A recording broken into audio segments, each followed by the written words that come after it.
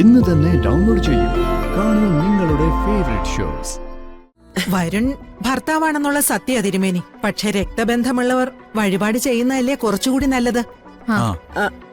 സുകുമാരി പ്രിയങ്കയുടെ മുത്തശ്ശിയാ. രക്തബന്ധം അതിവിശേഷമായ ഗുണമാ.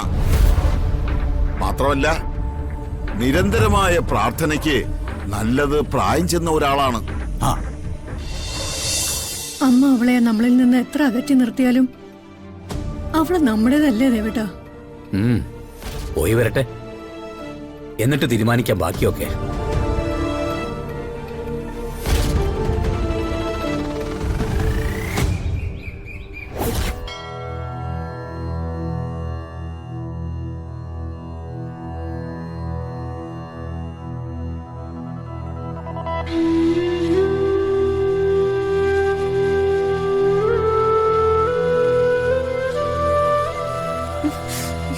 മുത്തശ്ശി, ഇതെന്തോ കുഴപ്പം പിടിച്ച ക്ഷേത്രമെന്നാ തോന്നുന്നത്. ഇവിടെ നമ്മളെ പരീക്ഷിക്കാൻ കൊണ്ടുവന്നിരിക്കുക. എന്തായാലും വന്നിറങ്ങിയതല്ലേ.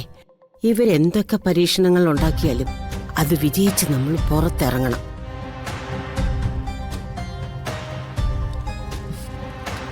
എന്താ സുകുമാരി? ഏയ് ഒന്നുമില്ല. മനസ്സ് നിറഞ്ഞു പ്രാർത്ഥിച്ചോ സുകുമാരി. ഇവിടുത്തെ പൂജയിൽ പങ്കെടുക്കുന്നതോടെ പ്രിയങ്കയുടെ അവസ്ഥയ്ക്ക് നല്ല മാറ്റം ഉണ്ടാവും. കേട്ടോ മോളെ പ്രിയങ്കേ? അതെ, അനിയത്തിക്ക് ശിക്ഷ കിട്ടുന്നതിൽ വിഷമമുണ്ടോ? ഇത്രയും നാൾ അവളെല്ലാരെയും ശിക്ഷിച്ചല്ലേ. ഇവിടുത്തെ ശിക്ഷ എത്ര കഠിനായാലും അവൾ അനുഭവിക്കട്ടെ.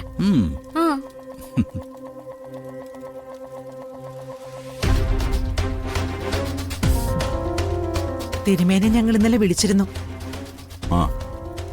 ആരാ ആള്? ദേ ഇതാണ് കുട്ടി.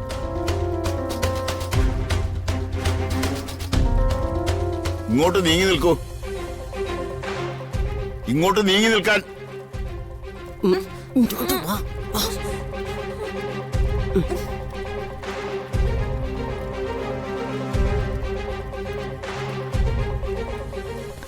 പഴയതൊന്നും അവൾക്ക് ഓർമ്മയില്ല തിരുമേനി. വീട്ടിൽ നിന്ന് പിണങ്ങിപ്പോയി കുറച്ചു കാലം ദൂരെ എവിടെയോ നിന്നിരുന്നു. അവിടെ നിന്ന് സംഭവിച്ചതാ.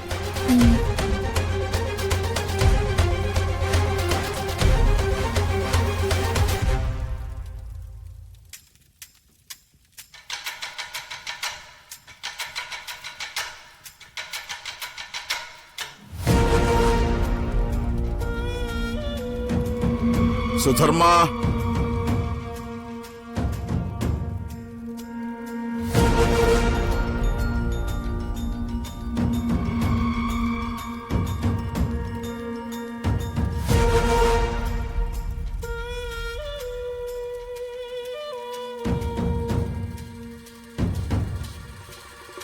ബാധയാണ്, സംശയമില്ല.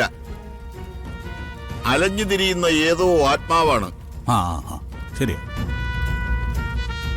അതിന്റെ പരാക്രമങ്ങളായി കാണിച്ചു കൂട്ടുന്നതെല്ലാം മാറ്റിയെടുക്കാം. വഴിപാടുകൾ രണ്ടു തരമുണ്ട്. ഒന്ന് അസുഖങ്ങളുള്ളയാൾ നേരിട്ട് ചെയ്യുന്നത്, മറ്റൊന്ന് അയാൾക്ക് വേണ്ടി കൂടെയുള്ളയാൾ അനുഷ്ഠിക്കേണ്ടതും. എന്താ വേണ്ടേന്ന് വെച്ചാ അങ്ങ് പറഞ്ഞാ മതി. കൂടെയുള്ള ഏറ്റവും വേണ്ടപ്പെട്ടയാൾ കാവടിയെടുത്ത് 3 തവണ ക്ഷേത്ര പ്രദക്ഷിണം വയ്ക്കണം.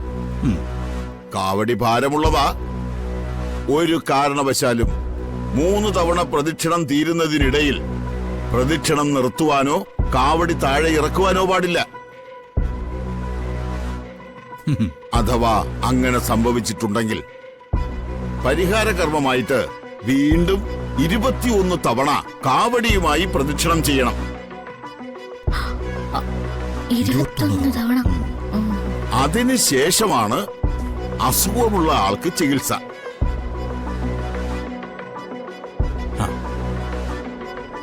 ആരാ കാവടിയുമായി പ്രദക്ഷിണം ചെയ്യുന്നത്? അതിനിപ്പോ എന്താ സംശയം? ഇവളുടെ ഭർത്താവ് വരുണ. അതിനേക്കാൾ വലിയ ബന്ധം ഇല്ലല്ലോ തിരുമേനി. വരുൺ ചെയ്യട്ടെ.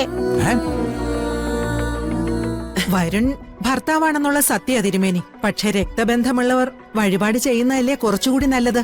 ആ സുകുമാരി പ്രിയങ്കയുടെ മുത്തശ്ശിയാ. ആ രക്തബന്ധം അതിവിശേഷമായ ഗുണമാ. മാത്രമല്ല നിരന്തരമായ പ്രാർത്ഥനയ്ക്ക് നല്ലത് പ്രായം ചെന്ന ഒരാളാണ്. ആ ഒരു ചെറുപ്പക്കാരന് ചിലപ്പോ പൂർണ്ണമായും മനസ്സർപ്പിച്ചത് ചെയ്യാൻ പറ്റിയെന്ന് വരില്ല. ആ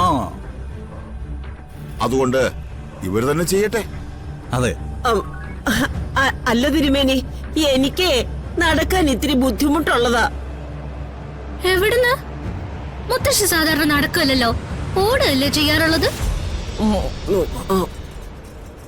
കണിമംഗലത്തിന്റെ അകത്തളത്തില് മുത്തശ്ശി ഓടിക്കൂട്ടി അത്രയും വേറെ ആരെങ്കിലും ഓടിയിട്ടുണ്ടോ? ഉണ്ടോ വരും? അതില്ല. മുത്തശ്ശിയോളം അതിന് മിടുക്കുള്ള ഒരാളും കാണില്ല. ആരുമില്ല. എങ്കിൽ പിന്നെ എല്ലാരും തൊഴുതുള്ളൂ. അത് കഴിഞ്ഞിട്ടേ ചടങ്ങ് ആരംഭിക്കാം.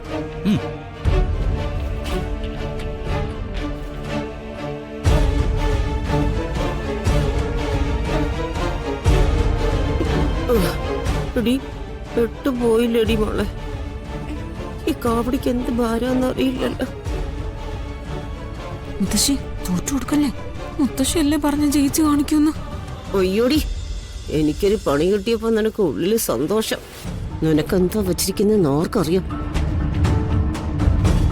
സുകുമാരി, കാവടി താങ്ങാൻ പറ്റുന്നില്ലെങ്കിലേ നിലത്ത് വച്ചോളൂ കേട്ടോ. കുറച്ചു കഴിഞ്ഞിട്ട് 21 തവണ പ്രദക്ഷിണം ചെയ്തിട്ടായാലും നമുക്ക് പരിഹരിക്കാം.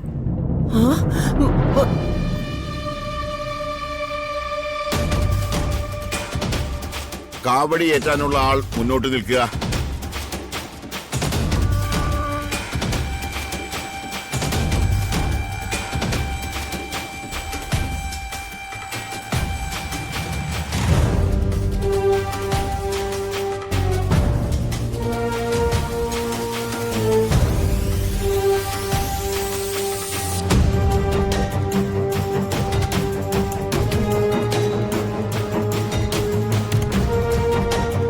പറഞ്ഞ നിബന്ധനകൾ ഓർമ്മയുണ്ടല്ലോ.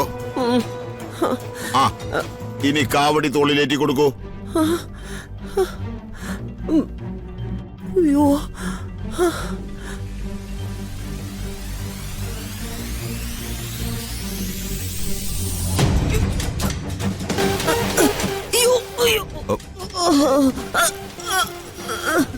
അയ്യോ,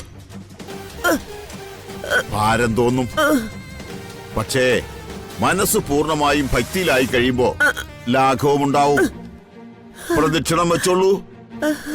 മറ്റുള്ളവർക്ക് കൂടെ നടക്കാം. നടന്നോളൂ, നടന്നോളൂ. അയ്യോ, അയ്യോ, എൻ്റെ അമ്മ. അയ്യോ,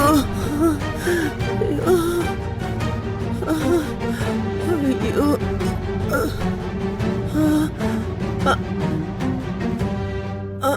എൻ്റെ അമ്മ. അയ്യോ,